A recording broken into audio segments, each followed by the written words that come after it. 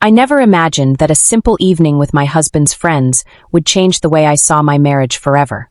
What started as an ordinary barbecue turned into one of the most unforgettable nights of my life.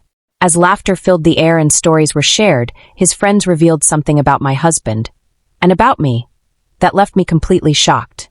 I wasn't prepared for the truth they spoke, and the way it opened my eyes to love, loyalty, and the quiet sacrifices we often overlook. What my husband's friends did shocked me. My name is Sarah Miller, and I never imagined that my husband's friends would change the way I looked at my own marriage. It all started on a Saturday evening in early spring, when the air was warm enough to hint at summer, but still carried the crisp chill of winter. My husband, Mark, had invited a few of his closest friends over for what he called a casual get-together. In his words, it was just going to be a barbecue, a couple of drinks, and a good time. I didn't think much of it. Mark had been friends with these men for years, some since college, and I assumed I knew them well enough.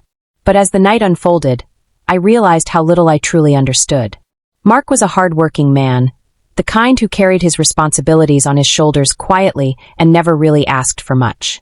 He managed a local construction company, often waking up before dawn and coming home late, covered in dust and sweat. Despite his exhaustion, he always tried to keep up with his friendships. I respected that about him because I believed people needed their circle, especially men who often struggled to express their emotions. His three closest friends were Daniel, Chris, and Jason. I'd met them countless times before. Daniel was the loud, funny one with a booming laugh that could fill a room. Chris was quiet but thoughtful, the kind who spoke little but always said something meaningful. Jason was somewhere in between, charming and talkative, but never too overbearing. The afternoon of the barbecue, I busied myself preparing side dishes while Mark handled the grill outside. The smell of marinated chicken, sizzling burgers, and smoky ribs wafted through the yard, mixing with the sound of crackling flames. I arranged bowls of salad, potato chips, and lemonade on the outdoor table, decorating with a vase of fresh daisies I'd picked up from the farmer's market earlier that day. I wanted everything to feel warm and welcoming. By the time the doorbell rang, I was already wiping my hands on my apron, ready to greet whoever had arrived. The first to come was Daniel, carrying a six-pack of beer under one arm and a big grin on his face. "Sarah!" he shouted as soon as I opened the door. "You're a sight for sore eyes. Mark better keep an eye on you, or I might steal you away." I laughed, brushing off his playful flirtation as I always did. That was just Daniel's way, always exaggerating, always turning everything into a joke. Next came Chris, holding a homemade apple pie in his hands. "Thought you might like this," he said softly, giving me a polite smile. His kindness touched me.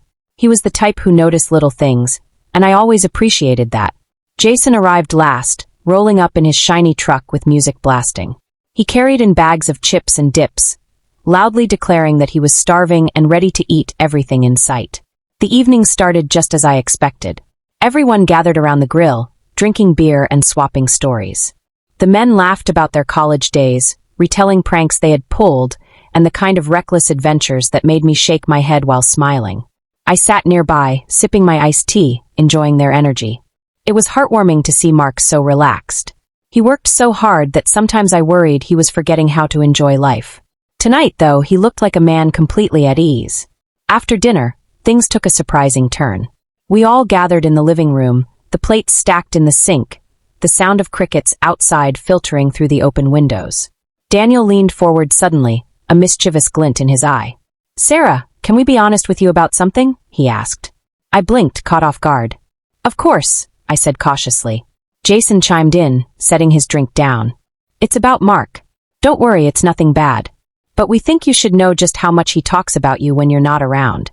My heart skipped. "What do you mean?" Chris smiled gently. "He brags about you all the time. How hardworking you are, how you support him through everything, how you take care of the house, how you encourage him when he feels down. He makes it sound like you're the best thing that ever happened to him." For a moment, I was speechless. I glanced at Mark, who looked slightly embarrassed, his cheeks turning red as he rubbed the back of his neck. "Guys," he muttered. "Don't go embarrassing me like that." But they weren't done. Daniel leaned back with a grin. "No, seriously.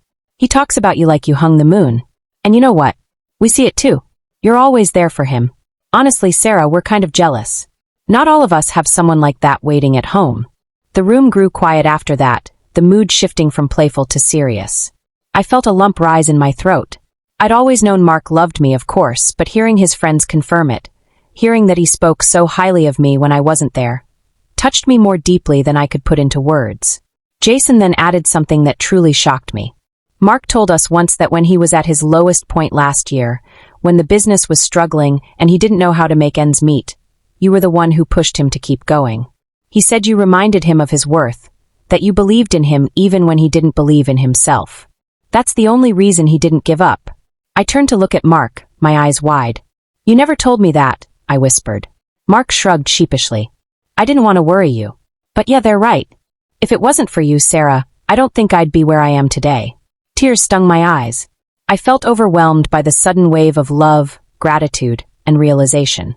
All this time, I thought I was just doing what any wife would do, standing by her husband, encouraging him, being his partner. But to hear how much it had truly mattered to him, and to hear his friends echo it so honestly, shook me. Daniel raised his beer and said, "Here's to Sarah, the real MVP of this whole group." The others followed, lifting their glasses, and even though I only had iced tea, I lifted mine too, my hands trembling slightly. That moment, as silly as it may sound, felt like a turning point in my marriage. I realized that love isn't always about the big, dramatic gestures. Sometimes it's about the quiet ways we show up for each other day after day. The night carried on with laughter and games, but my mind kept replaying their words. What shocked me most wasn't that Mark's friends thought highly of me. It was realizing how much I meant to Mark, and how much he had shared about our relationship when I wasn't around. It made me see my marriage in a new light. Over the next few days, I noticed the change in myself. I smiled more when I looked at Mark, I felt more patient when little things annoyed me, and I started cherishing the small, ordinary moments. The way he brewed my coffee in the morning without asking, the way he kissed my forehead before leaving for work, the way. Second part of the next story.